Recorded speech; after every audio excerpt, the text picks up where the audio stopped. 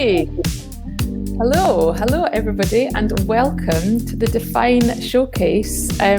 Final sessions here today. We're kind of heading towards the end, so well done to everybody who's seen it through so far.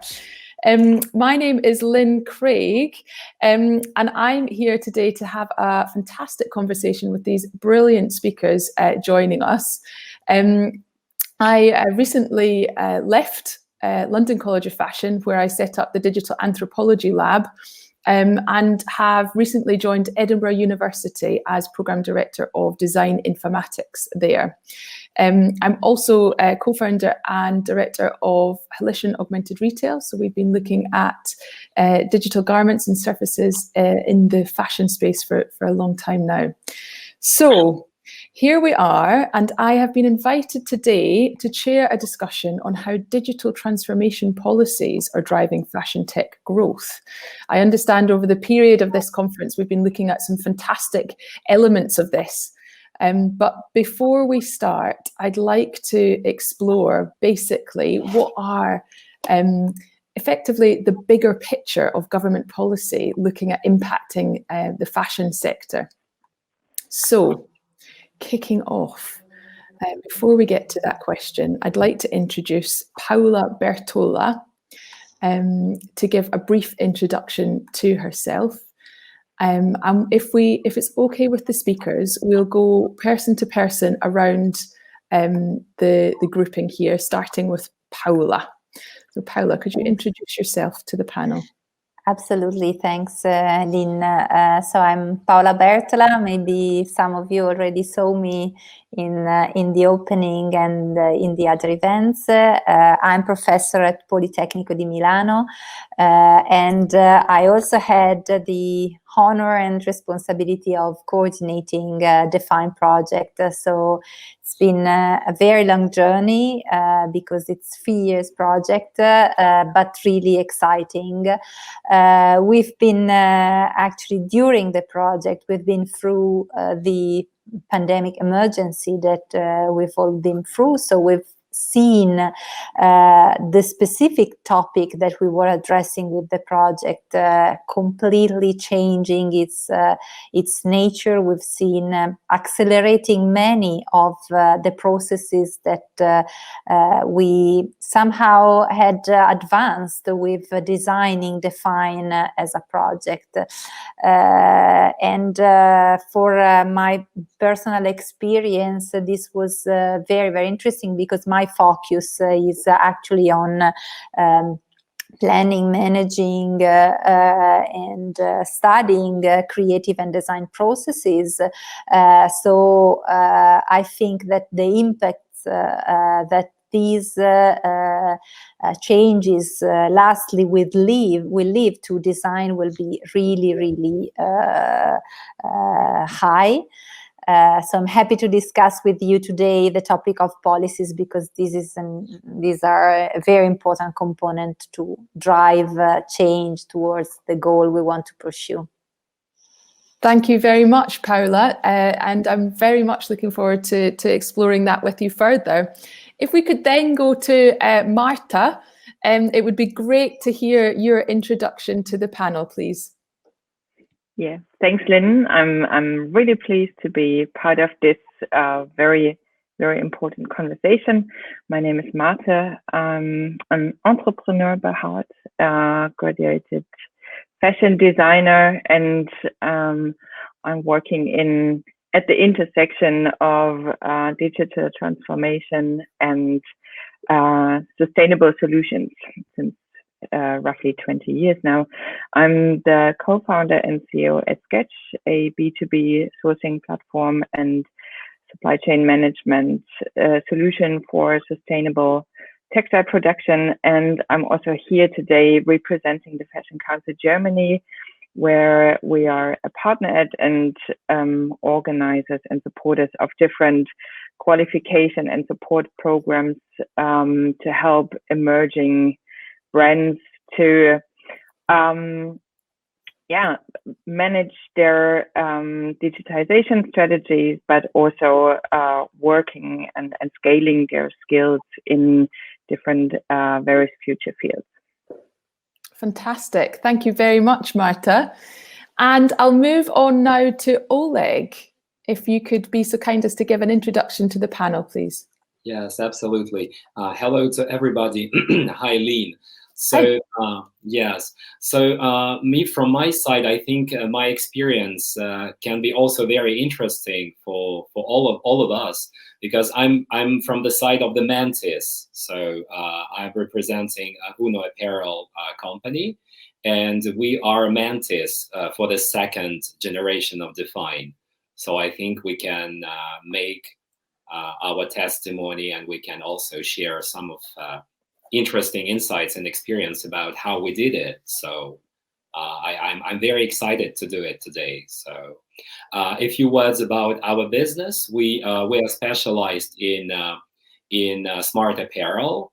Basically, our core products are heated apparel and some other products that maybe I will share with you today. But basically, for DeFINE, for the second generation of DeFINE Mantis, we were working on the retail brand. So I think I would be really pleased to share my experience with you today as well. Fantastic, Oleg. It's great to have you with us to share your specific insight as a recipient of some of these policies. So great to have you on board. And if I could go lastly to Darla, that would be great to hear your introduction to the panel, please. Thank you, Lynne. So my name is Daria, and I am an assistant professor and researcher at Politecnico di Milano. I teach BA and MA workshop about innovative use of advanced manufacturing technologies that enable fashion tech projects. But also in DeFINE, I was a lead supervisor. So I have been involved in the 2 rounds of the mentoring program to help 2 startups, very young startups, which were, I mean, I can tell them they were Our Closet and Minois. So very different ones, but very interesting meeting with them and collaboration. And apart from this, I'm also working next to Paola in the Fashion and Process Research Group. And also, I'm currently working and managing a European project, which is a 3 years project, which is called Fashion Tech Alliance. And it's an alliance among companies and university. So we have 13 partners, and we are trying to, strive to facilitate the exchange and the flow of knowledge among each other to boost the knowledge among each other about fashion tech, which is an emerging and completely fluid sector, in order also to boost the students' employability and the companies' ability to get to grow innovation in the future. So that's something also interesting for longer term impact in terms of policy making at the educational level. Fantastic, Daria. What a great range of expertise to draw from this discussion. I'm really looking forward to seeing where we get to. As with all of these things, we will pick up on our conversation, hopefully, as we go through. So it's a live experience and a live discussion within us as a group. But I'd firstly like to return to that initial question, because I think that's one of the most important questions that we have. And certainly coming to the end, perhaps, of the DeFINE space as we are, I wondered, Paola, if you could answer from your perspective, bearing in mind your background on kind of policy and managing the creative process, what do you believe is the bigger picture of government policy impacting the fashion tech sector now, particularly in light of COVID? So certainly there's a general scenario that in the last decade has changed heavily, because we assisted at the European level to a new recognition of cultural and creative industries' role within the future development of Europe. So this type of industries has always been important for Europe. They are part of the way we developed our own identity, and the cultural dimension of our lifestyle is something that is really distinctive compared to other lifestyle across the world. But in terms of policies, those industries have often been treated earlier on with calls that were more supporting the social and cultural aspects, not looking at their importance also in terms of the whole impact of job creation and also not only job creation, but job qualities, and also their capacity of being a lever, for example, in territorial development, urban development, this topic of creative entrepreneurs and community being something that is changing cities. Now it's certainly under our eyes. And in the last decade, we assisted at European level to this recognition. So more and more policies have been created to support those industries in a different way than before, not at looking only at the cultural and social aspect, but looking them as an important component of our future development in a more broad sense. So this happened actually, and DeFINE is part of this process. When we come to fashion, this is even more relevant, because fashion within cultural and creative industries is certainly one of the fields that has more this multifaceted nature, being an industry that embed a very relevant cultural component, so produces culture intensive product and services, and on the other side is a very strong manufacturing system for the good and the bad. It's rooted in our identity, because the fashion industry, textile and fashion industry, were the starting point of the industrial and technological revolutions that then impacted the whole world, because in the late 17th century, those were the industry to start everything. So it's part of our identity, it's very relevant. Again, policies have been created recently to really focus on this specific industry.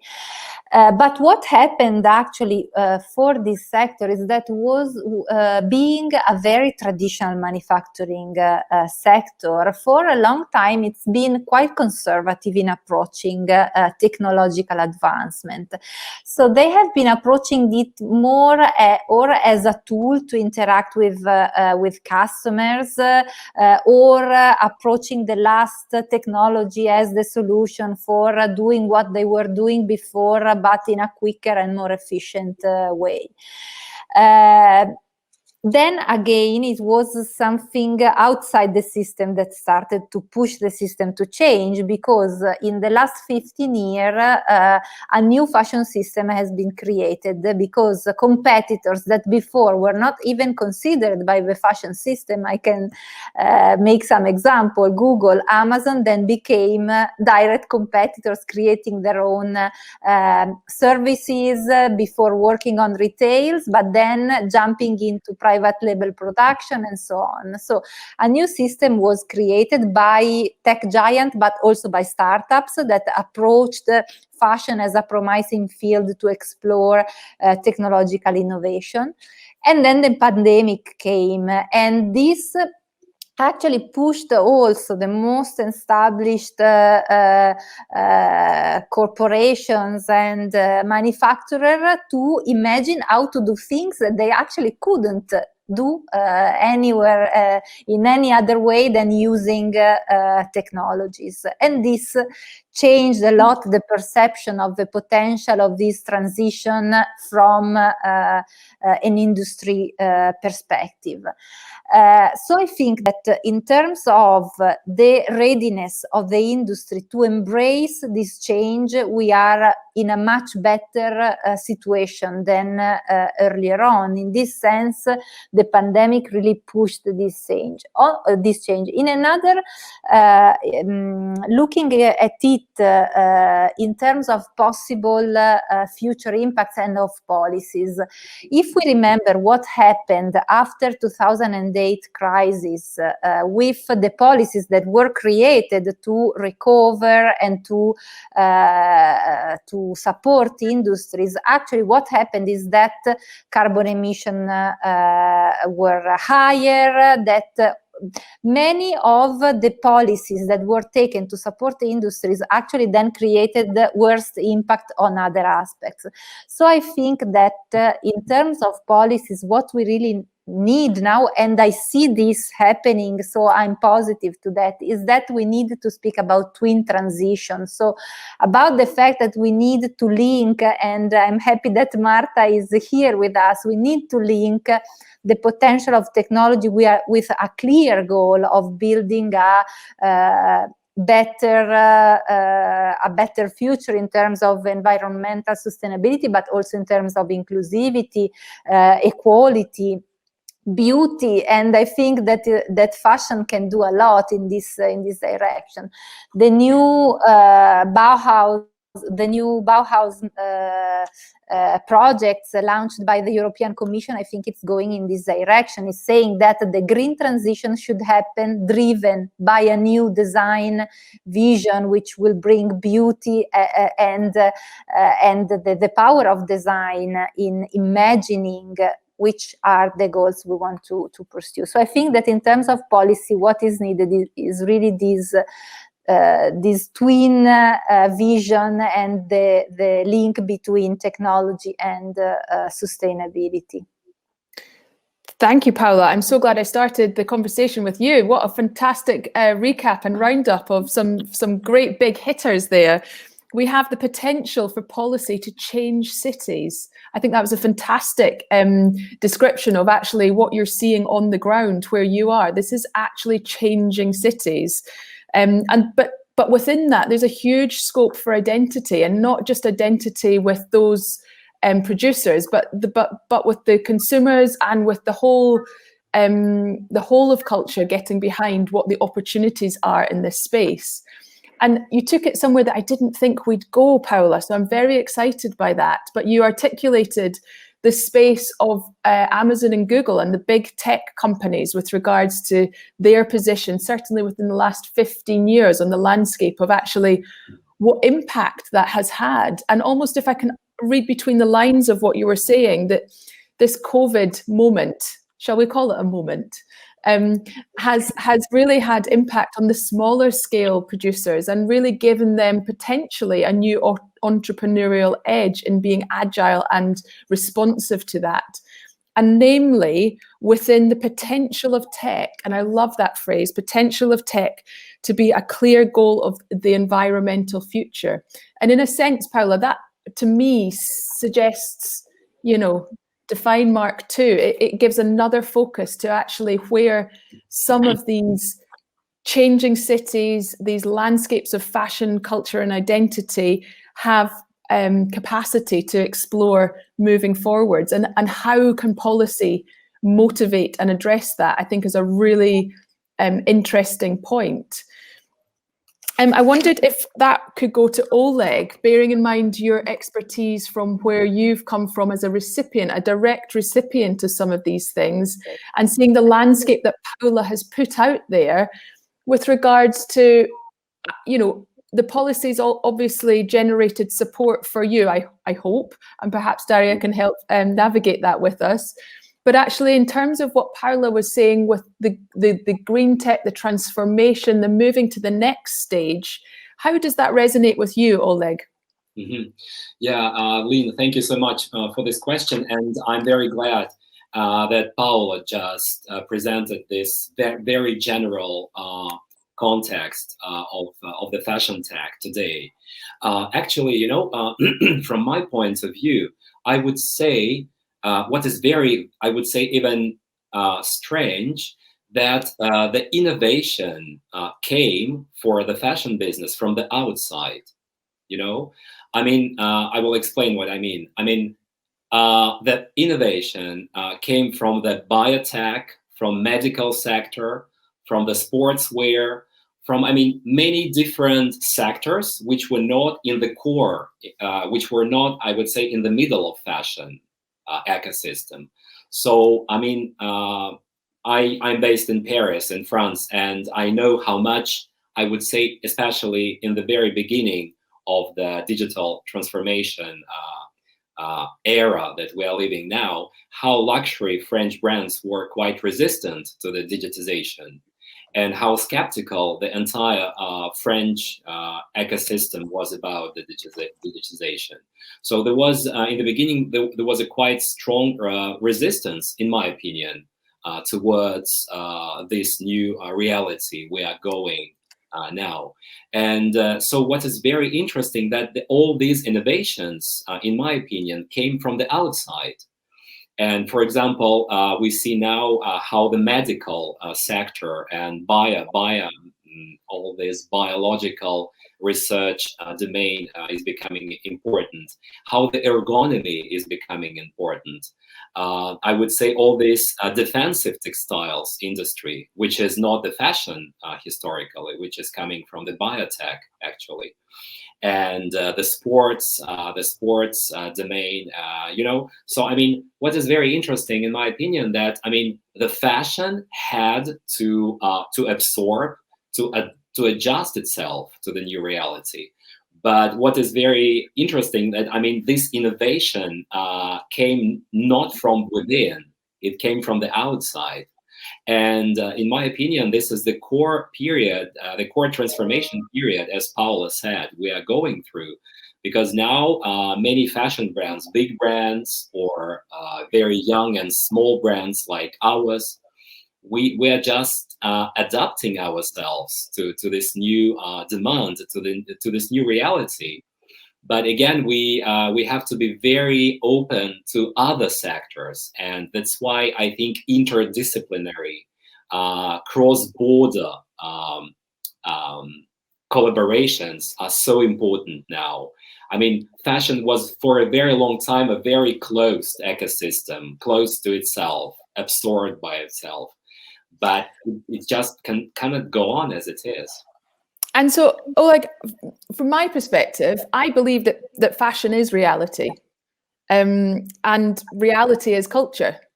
So yeah. Actually, I believe that fashion can be well, it's a complex word, isn't it? Fashion is a complex word. Yeah, it embodies all of these things. Yeah. Yes. So, you know, anything that we wear, and within that, I do suggest a digital garment as much as a physical garment, whether that be for military, applied, in any other sector of sports or anything. This to me is all the same thing. And I'm really interested in how you said that it came from out with fashion. What was it? Was there any policy that enabled you as an entrepreneur to benefit from connecting or making that connection from the bio space or the engineering textile space into what it is that you have built now as a direct recipient of policy in that context?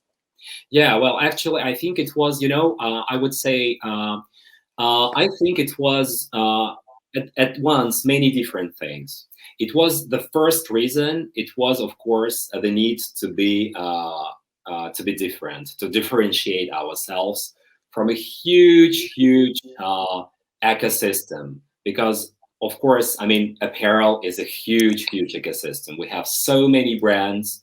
The competition, and particularly now, the competition is becoming very tough.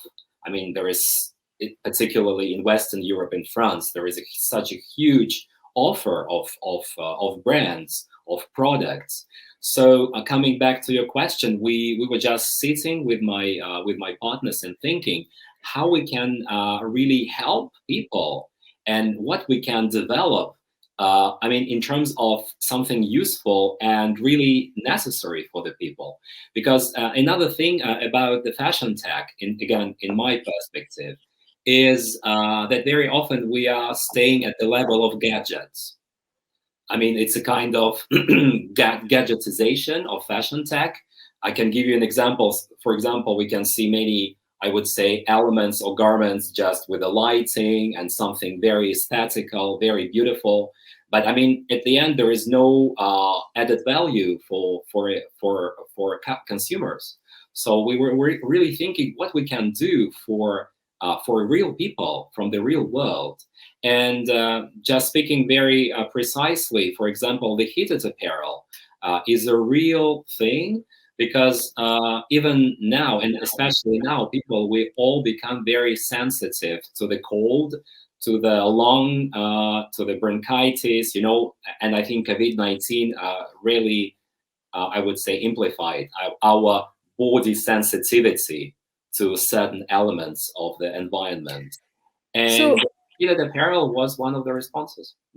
So tech for you is an opportunity to help differentiate you and provide a market USP, if you like, as well as creating benefit for your customers. Exactly. So it's two different poles, but finally it's the one. So from one side, it's a strategy of differentiation, what we can do to be, I would say, forward comparing to our competition. And of course, the second, but initially it's the first one, how we can satisfy real people needs in terms of the workwear, in terms of outdoor. And, you know, I think when the situation will be becoming easier and easier with the COVID-19 pandemics, I think people will be discovering outdoor because we all need to discover and rediscover ourselves, to discover nature, to go to the mountains, to go to the I would say, wild spaces, and the new outdoor is a completely fantastic opportunity for us. So. Yes, we're certainly seeing more outdoor action, and I have moved to Scotland, which is, you know, I'm going to need some warming garments. So I will certainly speak to you after this session about that. I wanted to, if I could now move to Marte. You introduced yourself as an entrepreneur in this space, in addition to being within the German Fashion Council. I wonder how, from your entrepreneurial perspective, you see in your geography how entrepreneurs are making the most of opportunities looking at digital transformation in the fashion sector, where you're coming from. Yeah, definitely. I was hugely benefiting from the increase of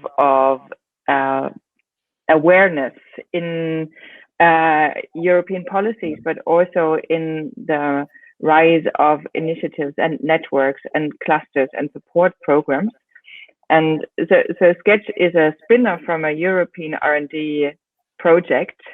So I was working as a fashion designer, and I stepped into being a digital entrepreneur. So there's a very, very long way I took, and it's based on the finding out of this 3 years R&D project that there are more than 200,000 garment manufacturers left, let's say, in Europe alone, and that was surprising for me, I have to say.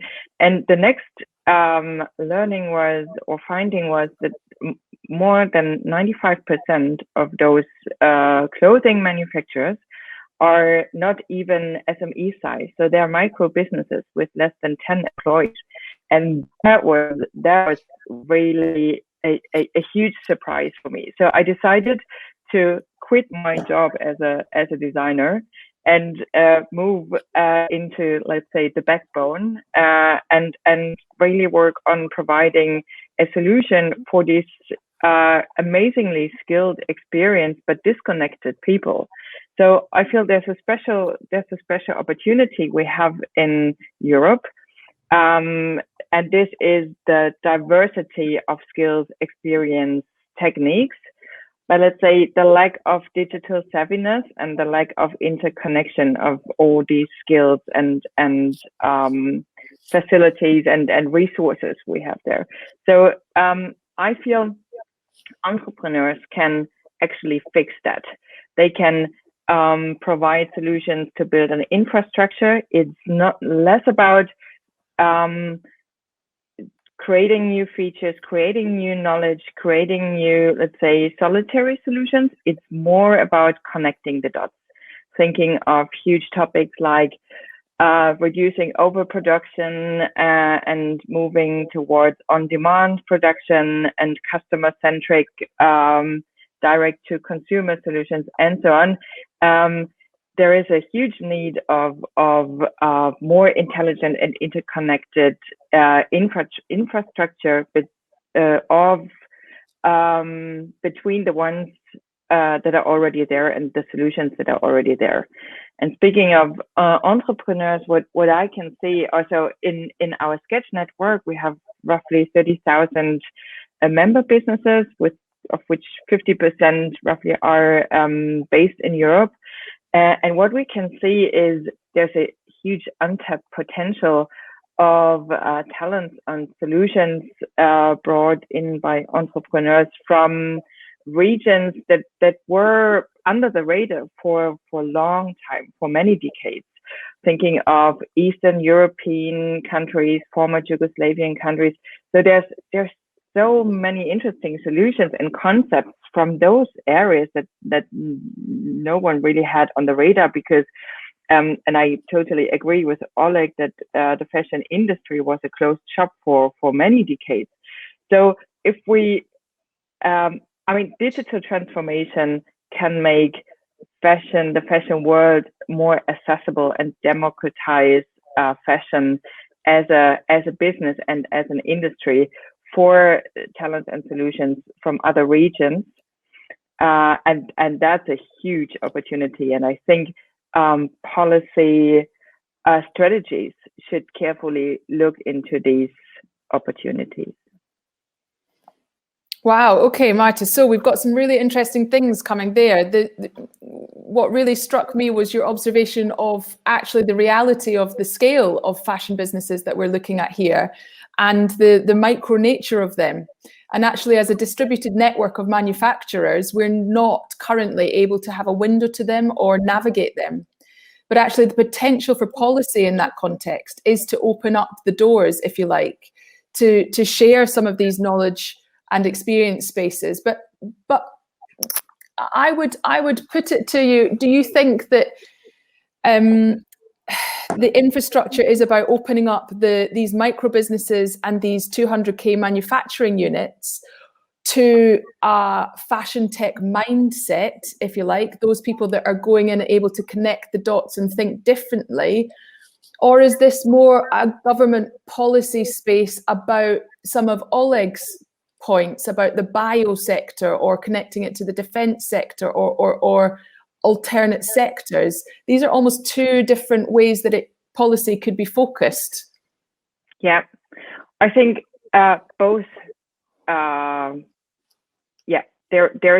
There's a huge opportunity in both ideas, let's say.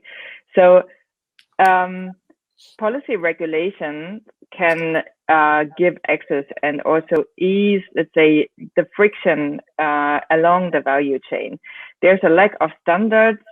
There's a lack of, there's even, especially in Europe, there's a lack of a common understanding. It took us 2 years to define an industry-wide taxonomy, because in Italy, pattern master, pattern creator, pattern cutter is a different profession, maybe than in other regions, and that's just one minor detail. So establishing a common language, let's say, and also giving some of the unheard stakeholders a voice, because I'm very convinced that true innovation arises from interdisciplinary collaboration across sectors, across disciplines, and definitely suppliers and manufacturers bring something very relevant to the table. And what I find extremely interesting is when there is space for creatives, technologists, engineers, but also makers with, let's say, some old school techniques and maybe even outdated habits and workflows being part of one collaborative, innovative ecosystem. And this, let's say, safe space has to be created apart from competition. And this can be done and supported by policy strategies. So a safe space to kind of collide all of these disparate parts together, whether that be the distributed manufacturing network of micro businesses, or that be the distributed and distinctly different sectors from other industries. But what strikes me most about your answer there is this indication of how long it took to define a common language to what it is that we're talking about. And if you think about taking this to a government policy making kind of centre or panel, you kind of think, well, hang on a minute, you are the fashion industry. Why can you still not decide what a fashion pattern cutter is, or a fashion machinist, or a manufacturer? What do you mean you don't know where all this fits together? Get yourself in order first, and then come to policy to help position it. That really struck me as a kind of outlier of some of the issues that the industry needs to explore. I wonder if that was a good point there, Daria, to bring in your experience based on your kind of umbrella knowledge of perhaps some of this policy in action across a large cohort. Yeah, actually, thank you, Marta, for your talk, because it's very next to what we are doing in the Fashion Tech Alliance. So the idea is to exchange knowledge and define a common glossary, even though the partners included in this project are very different, because we incorporate 5 different HIs which have different backgrounds. So we have designers, we have design and engineering STU Delft, then we have engineers from STA from France, then we have a business and management school from Boris, then of course we have fashion design from London College of Fashion and Polimi. So even among the university we talk differently, even the word design is defined differently. Then we merged and we matched with the companies, and we have there a huge amount of companies. We have large companies like Decathlon or PBH, which is an associate of the project. Then we have small companies which have different problems and different issues, but also different understanding on fashion tech, because of the scale and also of the business they conduct. We have also small studio. For example, we have Pauline van Dongen, which is a research and design based studio. We have also a research center, which is Centex Belt. So the idea of merging all these kind of companies was to establish a common language first among us. And of course, if it is difficult to define a common language for fashion, then it's even more difficult to define it for fashion tech, because it's an emergent sector and it's very fluid. So it's very dynamically changing. As the technology changes and it's obsolete in 6 months, maybe even the definition of fashion tech can be stated, because it's completely fluid in so the idea then was we have done a lot of focus groups and workshops to address which are the technologies, but also which are the function of fashion tech. So as Paola was saying, related to sustainability, to aesthetics and beauty, to the cultural effects. And still, what we have learned is that we need to talk about more before going toward, for example, policymakers. But for example, if you go and surf the Fashion Tech Alliance .eu website, you would find that each partner was trying to showcase his own vision and perspective on fashion tech. And the next step was to try to educate, let's say, or to test the different visions on fashion tech with students. So the idea is to collaborate with companies to educate new talents, because the problem there is that there is a mismatch between what is taught in the universities, even in fashion tech courses, and what are the needs of companies. So the idea was to create some pilots that were defining, or we would like to define some, let's say, some pilots or some best practice to merge the needs of companies and what academia can do. And this could provide evidence for education reforms to address industry and market needs, at least to pilot some collaborative strategies.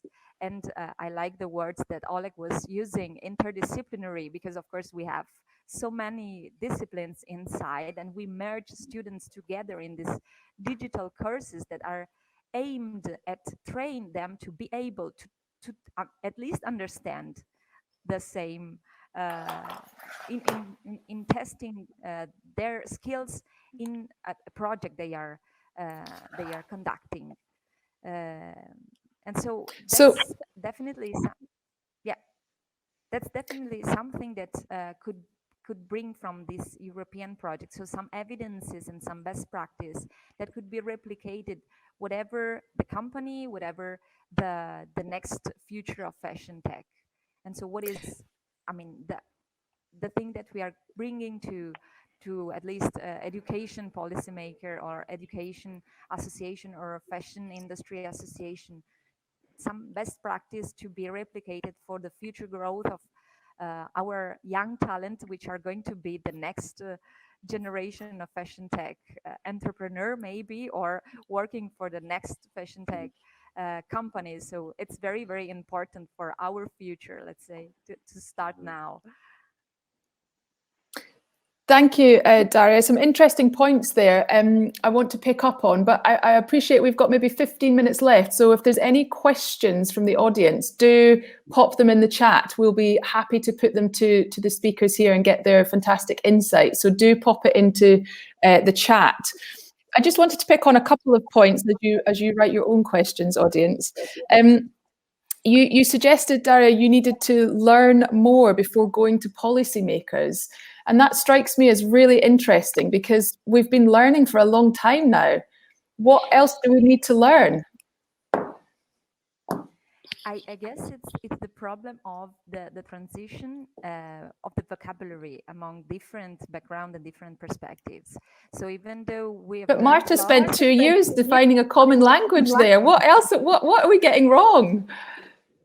So we need to ask Marte to share her vocabulary and glossary. So the idea is there to make everything very transparent and enabling everyone to get there. Because it seems that we really have different perspectives sometimes, and but collaboration together on projects, for example, on challenge-based projects, helps to make your hands on and to test the different perspectives. So to hybridize knowledge and to go on that way. So it's not only a matter of glossary; it's a matter of also making and. Sorry, Paola, off you go.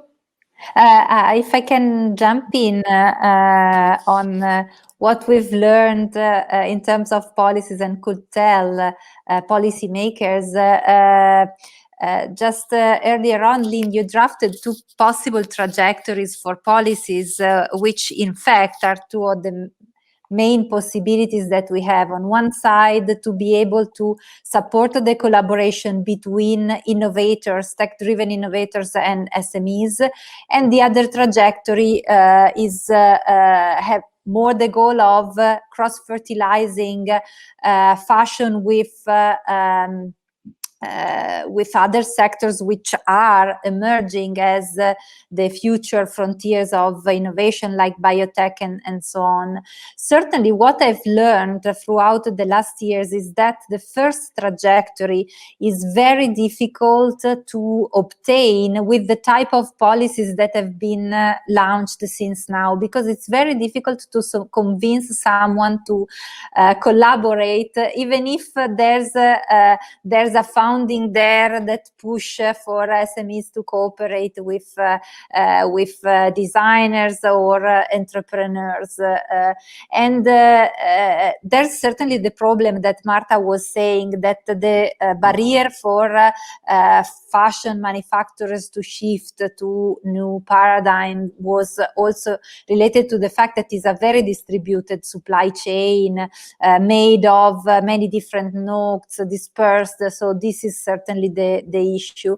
But it's also that singularly they do not have the overview of the entire value chain. So it's very difficult starting from that perspective to understand why you should link to other actors. So what I certainly would suggest for future policies is more to give funding to business entrepreneurs that are studying services and solutions to connect the two players, so tech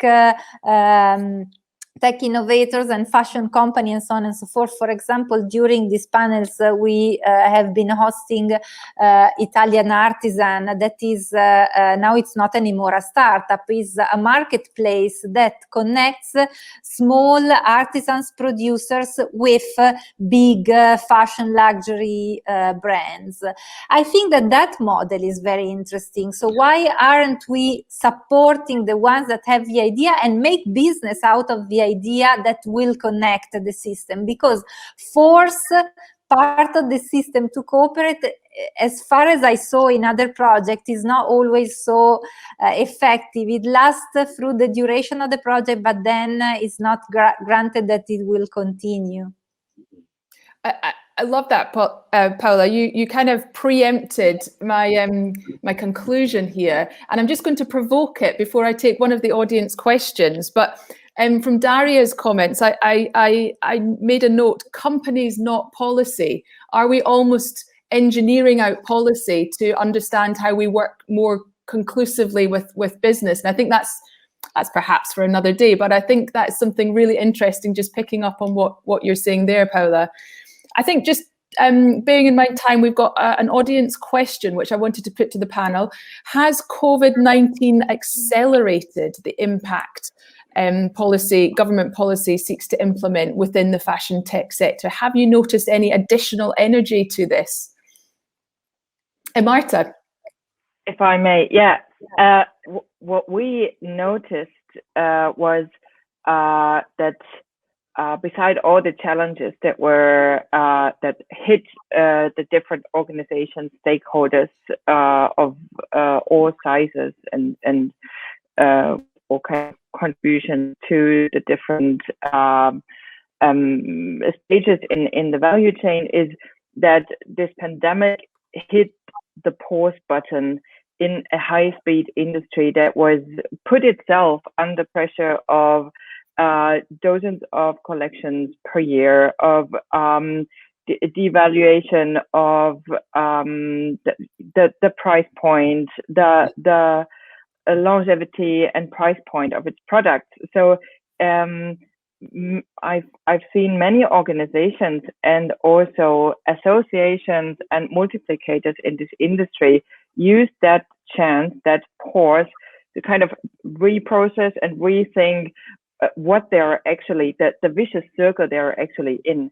So I've seen a huge transition towards climate-friendly systems and processes, to short-run production, to more user-friendly and consumer-friendly solutions. And that was also supported by EU and national programs. So I don't think fashion would really benefit from a more centralized kind of support system that is very much needed. That we have a common voice, that we have a lobby, that we make clear what fashion can contribute to new lifestyle and to societal change and so on. But as it's a very fragmented and clustered and still high speed and short product life cycle industry, local solutions and let's say grassroots initiatives should be supported, as Paola put with this Italian artisan initiative. I'm a big fan of that, by the way. So I'd love to connect with you after our conversation today. Yeah, but and I think this break and this kind of questioning of this high speed, pretty messy industry that we are all part of is very was very beneficial to kind of redesign and transition some of the systems that fashion is running on. Great. I mean, I think in a sense that offers us quite a kind of concluding space, really going full circle back to Paola's initial introduction to the landscape, which really brought into focus the potential of tech with a clear goal for an environmental future. So in a sense, and bear with me on this, we're giving ourselves more language problems because actually what you're saying, Marte, is that we're almost working now post-pandemic, to the audience question, towards a forced new green tech, fashion tech future. So in a sense, we are being driven by the cultural, societal and mental load impact of what fashion is and was, and actually re-motivated to consider now that we've got part of the way towards sharing a language, but to blending that now with actually a more purpose-driven future that perhaps is easier to get behind the language of. I'd say so. And circling back to, sorry if I quickly refer to that, circling back to what Oleg says, let's say, gated level of fashion tech solution and products, and the crazy competition that will certainly not or even become stronger in a global economy in the next years.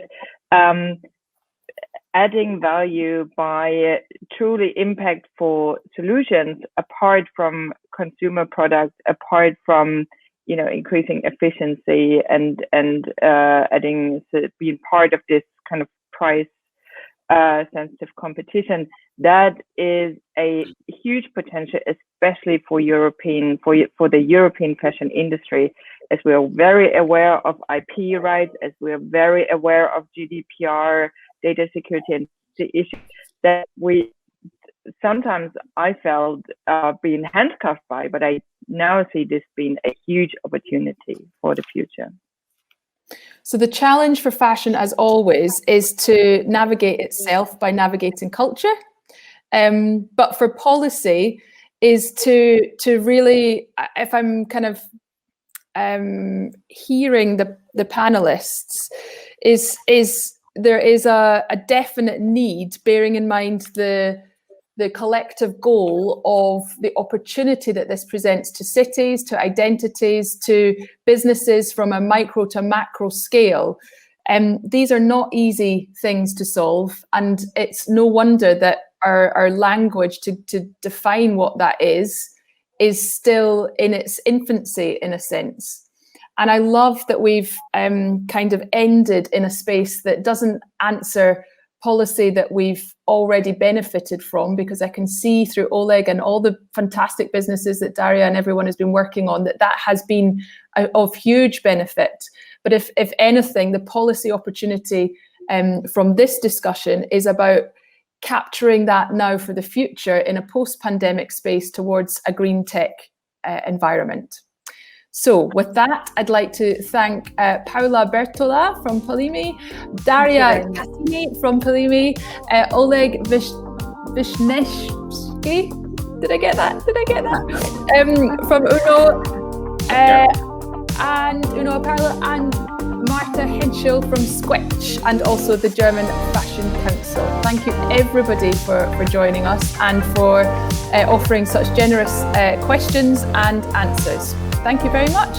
Enjoy the rest of the show. Ciao.